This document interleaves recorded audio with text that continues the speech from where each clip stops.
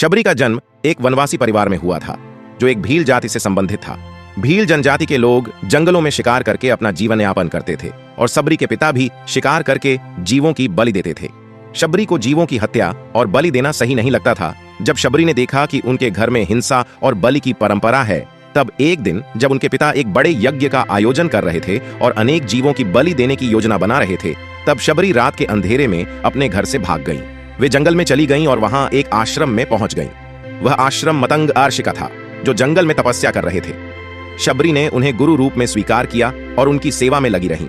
उन्होंने जीवन भर ब्रह्मचर्य का पालन किया और भगवान राम के प्रति भक्ति भाव में लीन हो गईं। मतंग ऋषि ने शबरी को आशीर्वाद दिया कि भगवान राम एक दिन उनके आश्रम में आएंगे। शबरी को मतंग ऋषि के वचनों पर पूर्ण विश्वास था और वे भगवान राम की प्रतीक्षा में दिन रात लगी रहीं। उन्होंने अपने जीवन का हर पल भगवान राम के आगमन की तैयारी में बिताया।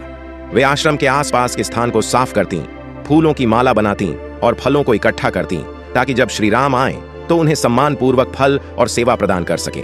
जब भगवान राम सीता की खोज में लक्ष्मण के साथ वन वन भटक रहे थे, तब वे शबरी के आश्रम में पहुंचे। शबरी ने श्री राम का प्रेम पूर्वक स्वागत किया। शबरी ने उन्हें झूठे बेर खिलाए जो उन्होंने पहले खुद चखे थे, ताकि उन्हें सिर्फ मीठे बेर ही श्री राम को अर्पित कर सकें। श्री राम ने प्रेम और भक्ति की महिमा को समझते हुए उन झूठे बेरों को स्वीकार किया और उनकी भक्ति को सराहा, परंतु लक्ष्मण ने वो नहीं खाए, क्योंकि लक्ष्मण शास्त्र के नियम का पालन करते थे और शास्त्र के नियम अनुसार किसी की जूठन खाना पाप होता है। शबरी का जीवन भगवान राम के दर्शन से पूर्ण हो गया। उन्होंने श्री राम से भक्ति, धर्म और मोक्ष के बारे में ज्ञान प्राप्त किया। भगवान राम ने शबरी की भक्ति और सेवा से प्रसन्न होकर उन्हें मोक्ष का आशीर्वाद दिया। श्री राम के आशीर्वाद से शबरी ने अपने प्राण त्याग दिए और मोक्ष प्राप्त कर लिया।